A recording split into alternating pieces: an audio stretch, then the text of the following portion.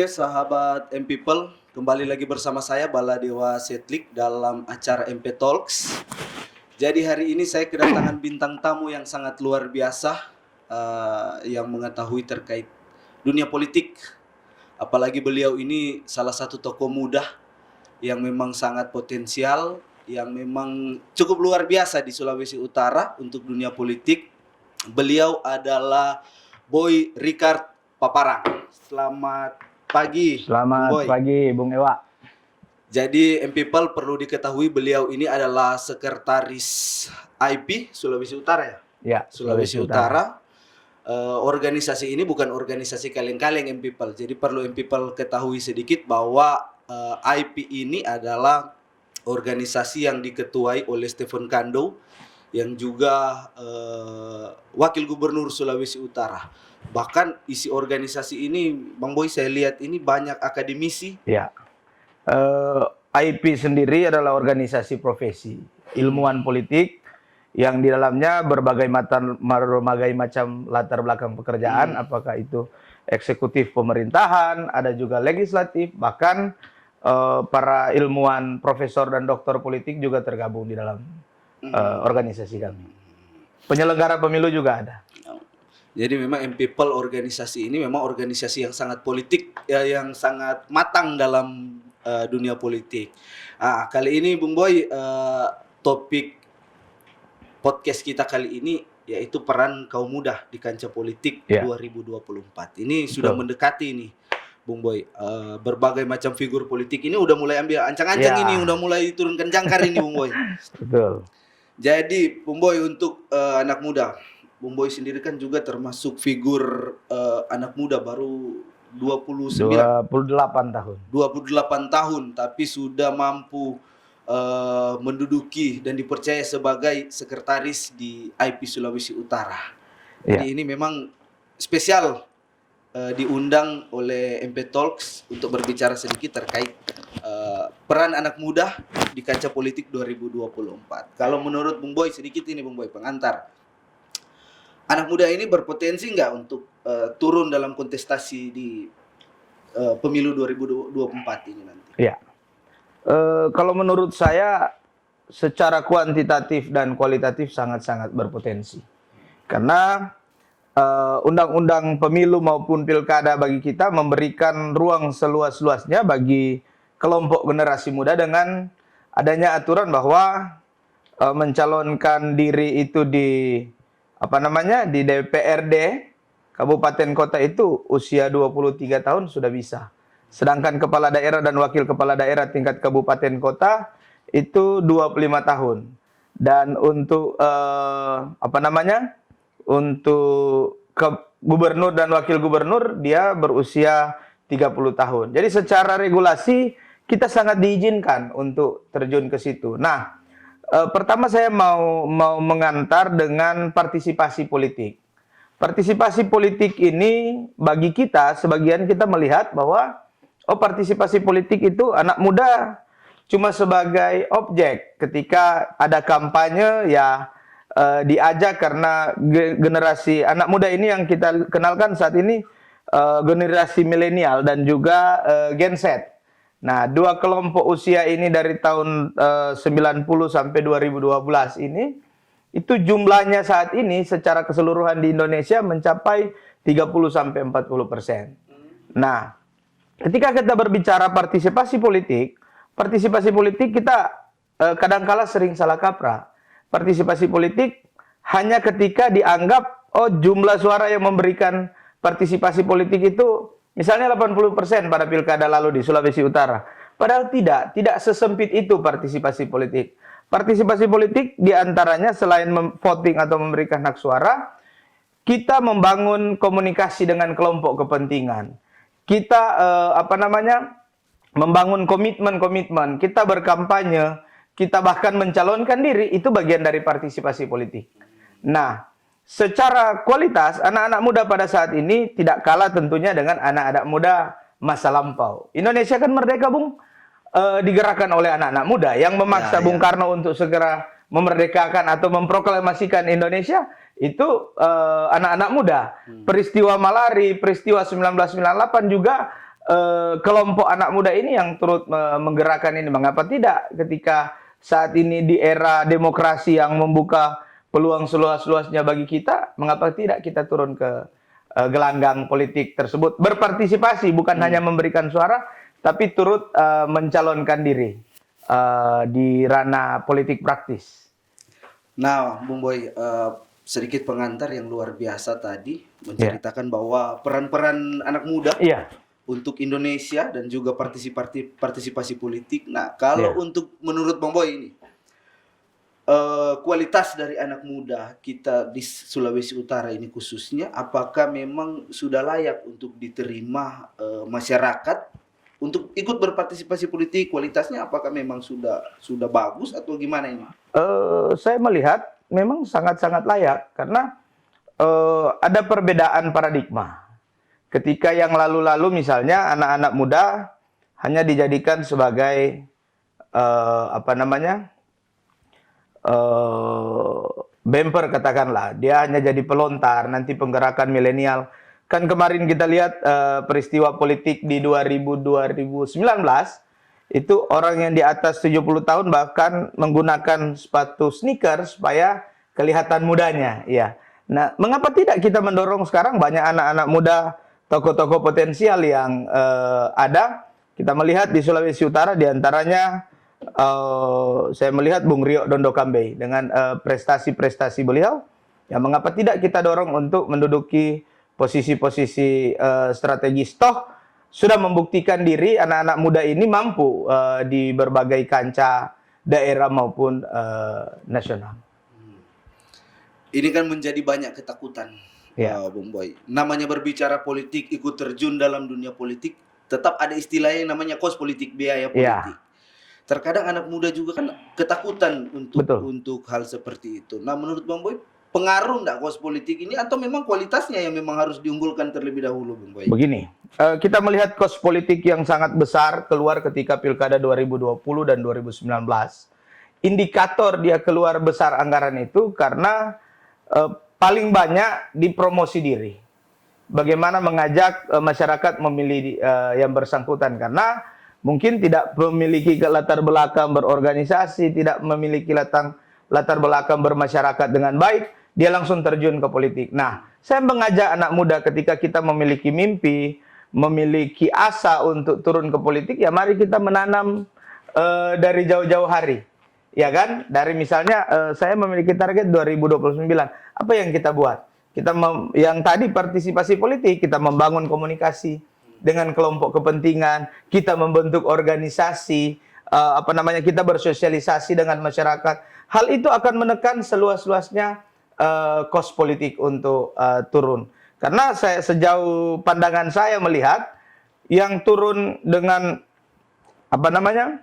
anggaran-anggaran yang sangat besar, toh juga tidak signifikan suara yang diraih. Karena itu segi popularitasnya awalnya rendah, tiba-tiba langsung masuk karena memiliki modal.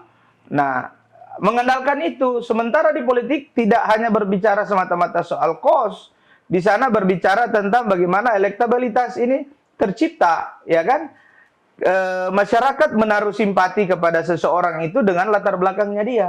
Apalagi masyarakat sekarang Indonesia, terlebih khusus Sulawesi Utara, saya pikir sudah sangat pintar untuk melihat itu. Mereka sudah memiliki pengalaman pemilu. Kita kurang lebih sekitar 5 kali pemilu langsung. Dan memang saya melihat beberapa kali survei yang dikeluarkan oleh beberapa lembaga survei terkemuka di Indonesia. Kelompok generasi milenial dan generasi Z ini, anak-anak yang ada di bawah usia 35 tahun, itu memiliki pandangan yang sangat rasional. Dan saya rasa generasi muda bisa mengambil potensi itu, bisa melihat peluang itu. Bung Boy, ini yang menjadi banyak pertanyaan masyarakat pada umumnya yaitu ketika anak muda turun, ini biasanya kan diimbangi dengan anak-anak kepala daerah yang ikut turun. Ini kebanyakan mulai gencar di publikasikan bahwa beberapa anak kepala daerah ini akan turun, entah untuk DPR tingkat 1, itu ada anak kepala daerah yang pasti terjun untuk Iya. ikut dalam kontestasi 2024. Nah, yang menjadi ketakutan anak muda saat ini kan Bung Boy bahwa nggak perlu ikut karena pasti kita kalah dengan anak kepala daerah. Itu yang kemungkinan menjadi ketakutan anak muda saat ini bahwa melawan anak kepala daerah itu adalah satu hal yang paling mustahil untuk terjadi. Nah, kira-kira memang benar faktanya seperti itu, Bang Boy, atau memang bisakah kita mengalahkan atau anak muda yang ikut dalam kontestasi itu mengalahkan anak kepala daerah tersebut yang memang memiliki latar belakang yang cukup kuat untuk menang dalam kontestasi itu? Ya, pertama, Bung Dewa, tidak ada regulasi yang melarang itu. Yang kedua, setiap masyarakat memiliki hak yang sama. Makanya saya katakan tadi, ketika kita memiliki mimpi, memiliki asa untuk ke sana, ya mari kita membangun yang beberapa hal tadi. Ketika berbicara anak kepala daerah, dalam satu daerah, misalnya Manado, itu berapa sih anak kepala daerah yang akan maju berkontestasi? Toh, misalnya slot untuk Manado, untuk provinsi kan ada 8. Mengapa tidak kita melihat peluang itu turut berkontestasi? Ya kan? Toh mereka juga berproses. Saya sering dalam beberapa diskusi dengan teman-teman, saya mengatakan kita harus mengakui ada perubahan paradigma. Kalau dulu kita agak sinis melihat anak kepala daerah, tapi kalau saat ini kita berbicara objektif ya, anak-anak kepala daerah atau pemangku kepentingan, anak anggota dewan, mereka bersosialisasi loh, sama dengan anak anak supir bus misalnya. Orang tua saya berprofesi sebagai supir bus. Tapi ketika memiliki kemauan, kok bisa bersaing dengan siapa saja dalam beberapa kontestasi.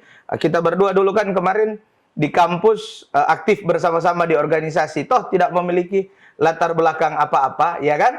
Nah, akan tetapi ketika saat ini saya melihat luar biasa anak-anak bagian-bagian dari kelompok-kelompok politik ini memiliki tanggung jawab yang sama di masyarakat. Mereka bersosialisasi, mereka turun dari bawah. Saya tadi memberikan contoh konkret, misalnya salah satu tokoh muda, Bung Rio Dondokambe, dia memulai dari ketua PAC sebuah partai, ya kan? Dia turun sekarang memimpin organisasi Gemim. Dia turun satu hari, saya mengikuti Instagram beliau, satu hari bisa sampai 4-5 kali turun ke wilayah-wilayah untuk memimpin ibadah atau sekedar menghadiri rapat-rapat. Dan itu bukan sebuah masalah, itu sebuah kebanggaan untuk kita generasi muda bahwa timbul semangat yang sama. Seluruh anak muda ini harus bangkit, harus diberdayakan. Begitu. Yang penting prosesnya jangan yang instan, jangan langsung jadi. Iya. Namanya anak kepala daerah saja ikut prosesnya. Iya, kalau kita di kampus dulu kan sering kita gaungkan mie instan saja butuh proses untuk digunakan, ya kan, untuk dimakan. Apalagi kita generasi muda, toh walaupun dengan sekarang yang serba instan media dan lain-lain, kita sangat diuntungkan loh. Anak-anak muda ketika terjun ke politik, kos politik untuk promosi media itu sudah sangat rendah dibandingkan dengan dulu untuk membayar baliho-baliho dengan anggaran yang sangat besar. Kita tidak. Kita hanya bijak bermedia, kita mampu menggunakan promosi-promosi iklan yang ada di Instagram, Facebook dan lain. Dan itu kan tidak ada di kelompok usia lanjut. Mereka mahir menggunakan. Saya rasa kita bisa menggunakan itu. Jadi memang salah satu kekuatan anak muda untuk ikut dalam kancah politik adalah penguasaan digitalisasi itu. Iya, sangat-sangat penting itu karena apapun sekarang sudah menggunakan digital media. Jadi kalau kita menang dalam penggunaan itu, kita bisa karena masyarakat itu yang saya katakan tadi, masyarakat pola pandangnya, pola pikir mereka terhadap politik sudah mulai terbuka. Ketika mereka dibayar, kemarin ada ndak orang yang balik lagi, yang membayar itu balik lagi untuk membantu mereka atau minimal menyerap aspirasi. Nah, saat ini kita harus mengedukasi masyarakat, Bung Dewa. Misalnya DPRD, ada yang menggunakan tagline misalnya untuk DPRD atau DPR RI, katanya pemimpin yang merakyat. Saya bukan mengatakan salah, tidak tepat mengatakan anggota legislatif itu pemimpin. anggota legislatif itu perwakilan. Mereka, nah, ketika mau menawarkan diri menjadi perwakilan, mereka harus mampu menyuarakan aspirasi rakyat. Itu kira-kira. Jadi memang Bu Boy ini anak muda ini memang sebenarnya punya posisi daya tawar, Ya, penguasaan. bergaining position luar biasa, sangat tinggi. Jadi ya kalau kira-kira kita udah panjang lebar ini terkait dunia politik yang ada di Sulawesi Utara. Kira-kira untuk IP sendiri Bang Boy, Ya. melakukan pendidikan dah untuk kader-kader politik yang ayo gabung dalam kegiatan politik, ayo gabung ikut dalam kontestasi politik. IP sendiri melakukan pengkaderan itu dan mendorong nggak sih? Ya.